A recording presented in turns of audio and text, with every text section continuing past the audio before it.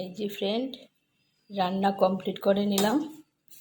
এই যে সব কিছু দিয়ে নিরামিষ একটা সবজি বানিয়েছি, ডালও দিয়েছি, বড়িও দিয়েছি। এই যে বড়ি টড়ি দিয়ে একটা ডাল শুক্তোর মতো করেছি, ঠিক আছে।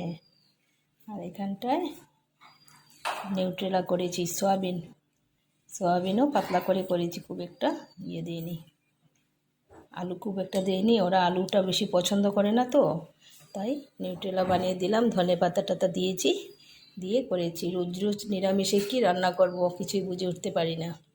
আর নিরামিষটা গরম গরমই ভালো লাগে, যেরকমই রান্না করো নিরামিষটা গরম খেতেই বেশি ভালো লাগে।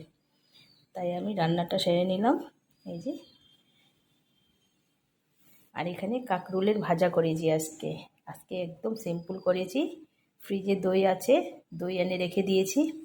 দই তো আমাদের থাকতেই হবে, নিরামিষ খাবার না, তার জন্য দই না ছাড়া তো হবে না। আর গন্ধরাজ লেবুও আছে, এই সেন্টটি নিরামিষ খাওয়া হয়ে যায়। এই যে লাস্ট পনিরটা বানিয়ে নিলাম।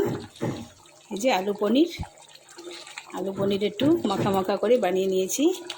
সানডের দিনে তো একটু পনির ছাড়া বাচ্চাদের হয় না, না তাই কি বানাবো, তাই একটু লাস্ট পনির বানিয়ে নিলাম।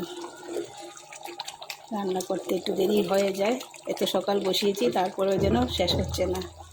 হয়েই গেছে, এখন আমার ঘি গরম মশলা দিয়ে দিয়েছি, এখন নামিয়ে নেব।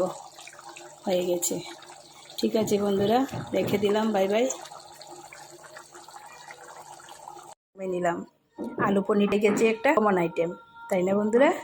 ঠিক আছে, রেখে দিলাম। কিন্তু নিরামিষের দিনেও এইগুলোই খেতে হবে, উপায় নেই।